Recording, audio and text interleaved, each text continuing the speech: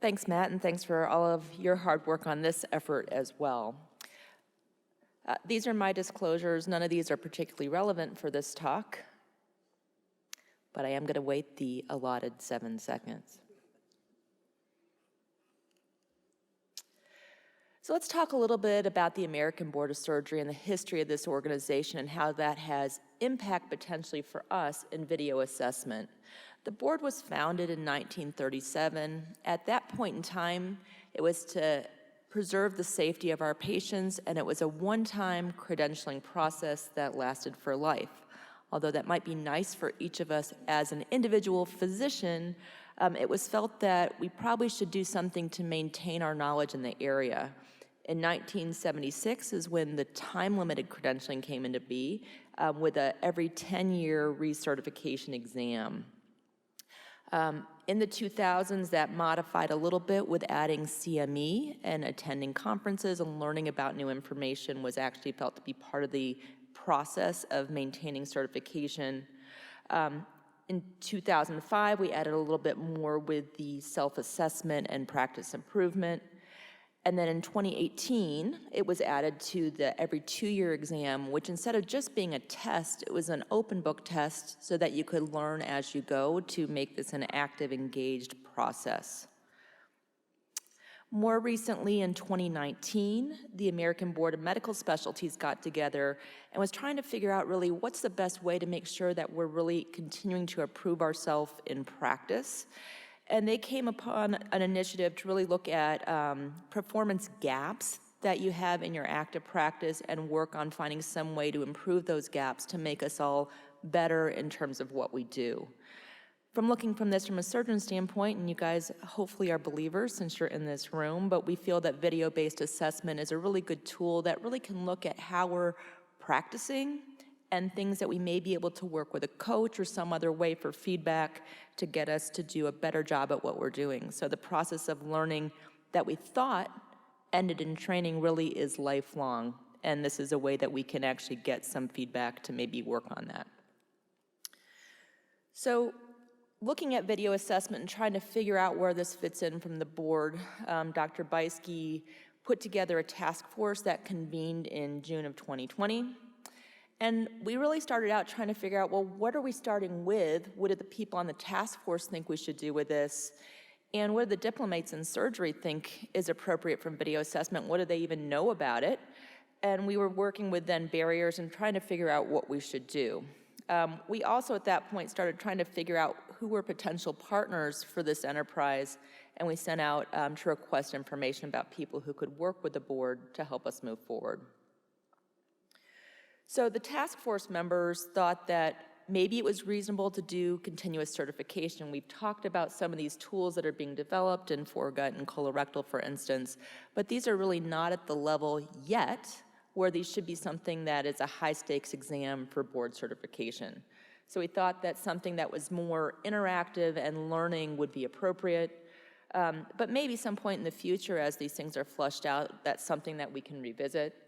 And also, instead of doing this more broadly, we started with one specialty board, and the ones that make the most sense were vascular or general surgery, which had video as a core part of that practice today.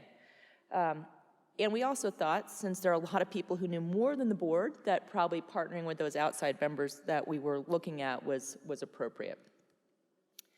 So this is also interesting, the survey that went out to the board diplomates. So these are practicing general surgeons who are certified, looking at what's their level of familiarity with this kind of stuff. Now, hopefully you in the room know a little bit more, particularly now after listening to us. But most of the certified surgeons in the country were really not at all familiar with video assessment, although they were willing, at least a significant percentage, to learn more about it and maybe participate, particularly if they didn't have to do other things for their continuous certification process. These are here a couple of the additional questions, looking at where they think these things could fit in. Would they be willing to receive feedback? Most said no, some said yes. And would they be willing to help provide that feedback? And again, similar breakdown. So some of the questions we had are things you've heard about today, is what type of assessment should we be doing? But a lot of it's also the logistics. So if you were actually in the session prior to this, you might have heard a little bit about some of the medical legal concerns, some of the process of getting a video from your OR all the way to a cloud or to a server that would be addressing this. And then on the back end, once you're trying to review that, who's doing the assessment and how do you train those people? And what's really what we looked at, feasibility of just getting this done. If we could get practicing surgeons to participate, would they accept it once they got signed up? And then what were going to be the hurdles for us to scale this up if we wanted to make this more broadly acceptable? So we talked a little bit about tools for measurement. There are a bunch of different ways you can do this. It's lovely to have a procedure-focused rubric, but we also thought with a pilot that maybe we weren't at that level, so we started with just a simple OSATs scoring review, as you've heard about a little bit. We did look briefly at goals, which is another evaluation tool, but this doesn't make as much sense for practicing surgeons. It's more appropriate for learners. So again, initial goals of the pilot, which actually kicked off last summer, was easy upload and review of the videos, making sure we could get around the medical legal stuff. We chose to use the diplomates that were participating both as the people to upload and get reviewed and as the reviewers, and I think actually that was really interesting for them to see both sides of this and just give some verbal feedback that they could actually use for performance improvement.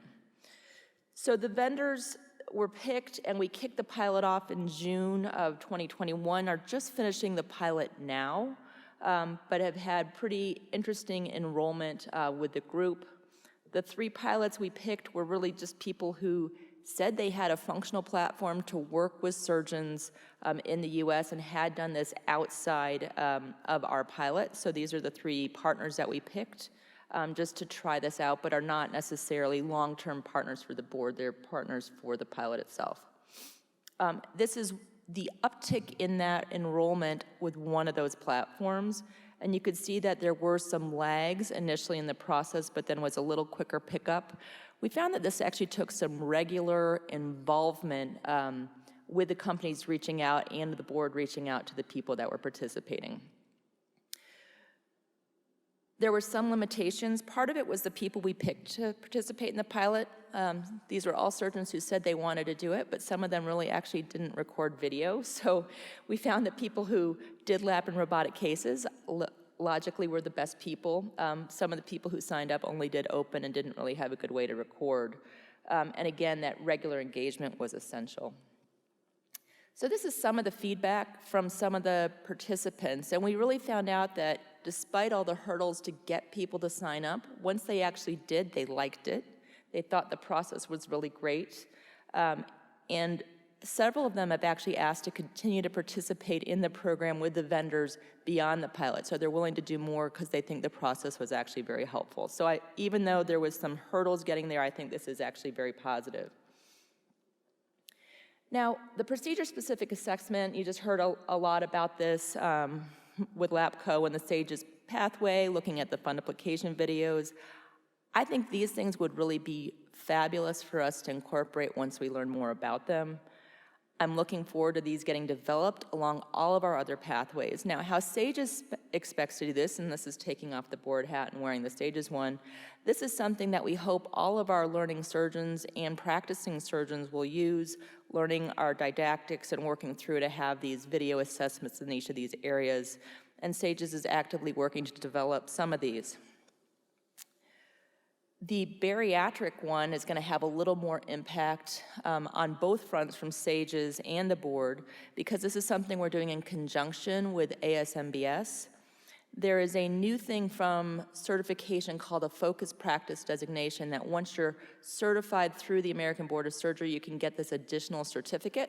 The first test for this is actually in April, so for bariatric surgeons who want to participate, I think the sign up is now.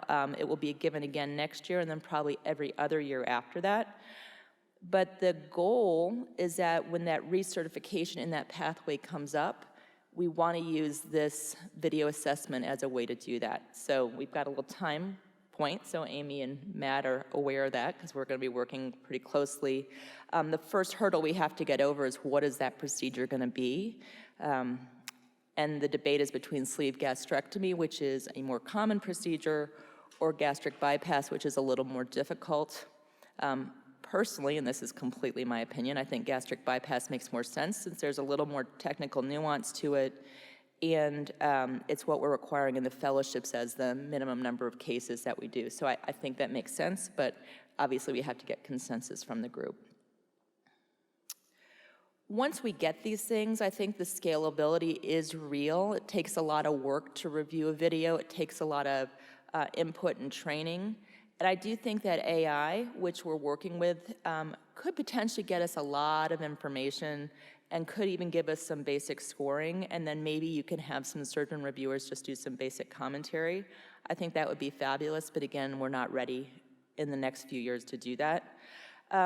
With open procedures, there are some barriers. We heard a little bit in the last session about that with trying to use GoPros. There's actually some technology that SAGES is doing a trial of right now from Storts that's called Vitom. That's actually pretty cool and I think maybe helpful, and that's using an arm on the bed and then a lap camera attachment that just provides an open picture. So instead of trying to look through heads with a headlight camera or have the motion of a GoPro, it's a much more stable image. And I think technology like that may be very, very helpful for open procedures.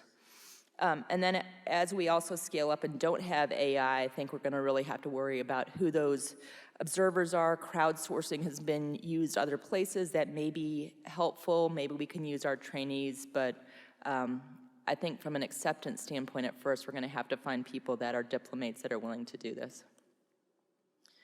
So next step and the next hurdle that we'll have is what do we do with people who are poor performers? If we're trying to use this as continuous certification, do we want to give people a chance to improve? And I think the answer is yes. I think that's the goal of what the American Board of Medical Specialties is trying to do. And that's where maybe coaching and some tool with that and a reassessment is going to be a much more helpful thing, and really working with the goal of trying to make us all better in the long term. So that is sort of the goal. I also think it's going to be great when we can look at clinical outcomes and correlate those with the video performance. There's been some work done by other groups, particularly in Michigan Bariatric Collaborative, for example. And I think with using the MBS-AQUIP database and the video assessment that we're working on for bariatrics, that might really give us some of the first ways to really prove this. So I'm excited about that in the future. So thank you for the time today, and I look forward to our continued discussion.